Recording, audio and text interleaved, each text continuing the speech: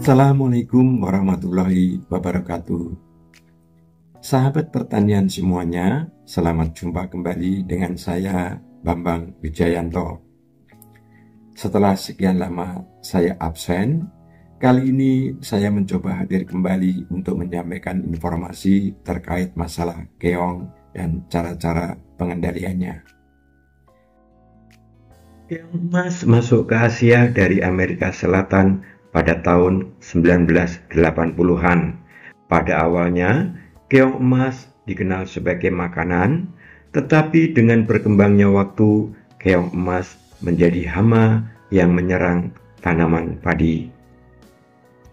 Ada lebih dari 100 spesies keong, 2 diantaranya Pomacea canaliculata dan Pomacea maculata dikenal sebagai keong emas. Keong emas sangat invasif dan menyebabkan kerusakan pada tanaman padi. Keong emas dianggap penting karena dapat menyebabkan kehilangan hasil panen lebih dari 50%. Waktu kritis untuk mengendalikan keong emas adalah saat persiapan lahan dan saat penanaman, khususnya 10 hari pertama setelah tanam dan selama 21 hari pertama setelah penyemaian. Untuk padi tabela, maka waktu yang kritis adalah antara 4-30 hari setelah tebar. Setelah tahap ini, tanaman menjadi lebih tahan terhadap kerusakan akibat keong emas karena sebenarnya keong emas juga dapat dianggap menguntungkan karena keong emas memakan gulma. Tempat keong emas hidup biasanya di kolam rawa, sawah irigasi, saluran air, dan areal yang selalu tergenang. Keong emas mengubur diri dalam tanah yang lembab selama musim kemarau. Keong emas bisa berdiapause selama 6 bulan, kemudian aktif kembali jika tanah diairi. Keong emas memakan beragam tumbuhan seperti ganggang, azolla, rumput bebek, eceng gondok, bibit padi, dan tumbuhan berdaun sukulen lainnya.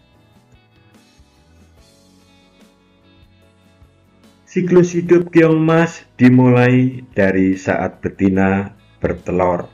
Rata-rata, seekor betina bisa bertelur antara 260 hingga 1.500 butir dalam semalam. Telur diletakkan pada tempat-tempat di atas permukaan air seperti tanaman, tonggak, bebatuan, dinding, dan sebagainya. Telurnya kecil-kecil dan bulat dengan ukuran 2 hingga 3 mm. Telurnya berwarna merah muda cerah sehingga mudah dikenali. Telur akan menetas setelah 7 hingga 14 hari tergantung suhu lingkungan. Mendekati saat penetasan, warna telur akan memudar. Keong kecil yang menetas berukuran sekitar 2 mm. Keong kecil ini akan jatuh ke air dan tumbuh cepat dengan memakan bahan-bahan organik dan alga. Umur 15 hingga 25 hari, keong-keong kecil tersebut akan berkembang menjadi keong muda yang berukuran sekitar 1,5 cm.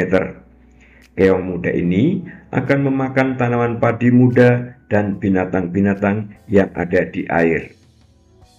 Pada umur 45 hingga 60 hari, keong muda akan berkembang menjadi keong dewasa dengan ukuran sekitar 2,5 cm dan siap bereproduksi. Dalam waktu 5 hingga 14 hari setelahnya, betina akan siap bertelur dan memulai siklus baru. Keong dapat bertahan hingga 3 tahun dengan kemampuan bertelur setiap 2 minggu sekali.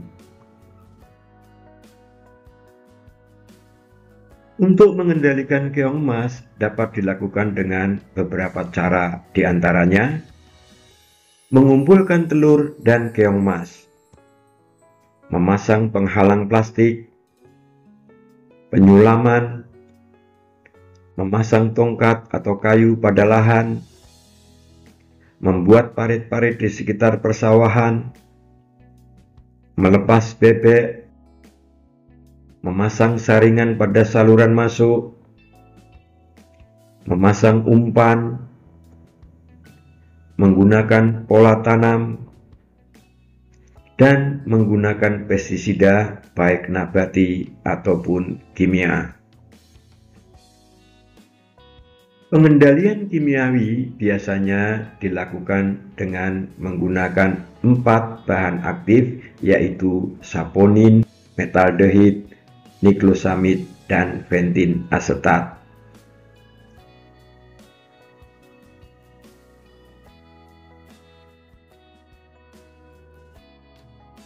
Berdasarkan berbagai macam sumber yang tersedia, diketahui bahwa hanya bentin asetat yang datanya cukup lengkap dalam hal efikasinya terhadap berbagai macam jenis keong.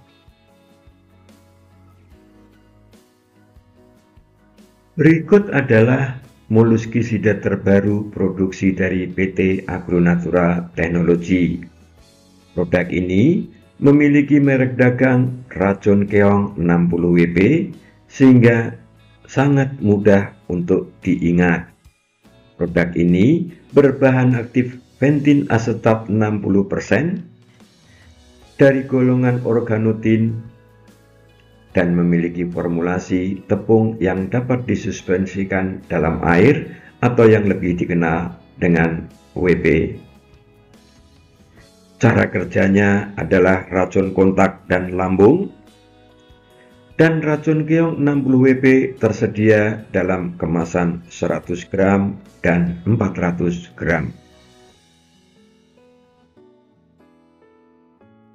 Sedikit informasi mengenai bentin asetat yang merupakan bahan aktif dari racun keong 60WP, maka bentin asetat memiliki nama kimia triphenyltin asetat dan rumus kimia C20H18O2SN.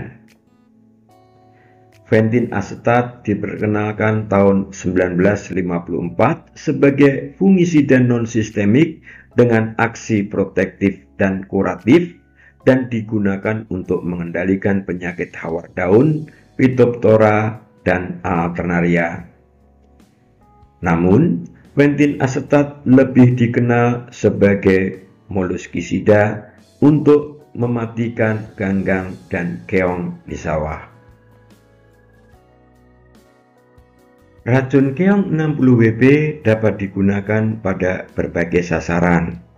Untuk tanaman padi, gunakan racun keong dengan dosis 375 gram per hektar. Untuk tambak udang windu dan tambak ikan bandeng, gunakan racun keong 60WP dengan dosis 500 gram per hektar. Sementara untuk kubis bunga dan untuk tanaman kol, gunakan racun keong 60WP dengan konsentrasi 1 hingga 2 gram per liter air. Dari apa yang telah dipaparkan, maka berikut adalah beberapa keunggulan racun keong 60WP. Yang pertama, racun keong 60WP sangat efektif terhadap berbagai macam jenis keong. Mudah aplikasinya, baik dengan cara ditebar, disemprotkan, disiram, ataupun dipercikkan. Tidak berbahaya bagi ikan maupun udang yang dibudidayakan. Mudah larut dalam air, stabil terhadap cahaya, suhu, dan kondisi lapangan, tetap efektif dalam air tawar maupun air payau, stabil pada berbagai kondisi dan ketinggian air, dan yang lebih penting, racun keong 60WP sangat terjangkau sehingga sangat hemat di kantong Anda. Semoga apa yang saya sampaikan bisa bermanfaat untuk meningkatkan pengetahuan dan pembelajaran bagi kita semuanya. Sampai jumpa di kesempatan yang selanjutnya. Wassalamualaikum warahmatullahi wabarakatuh.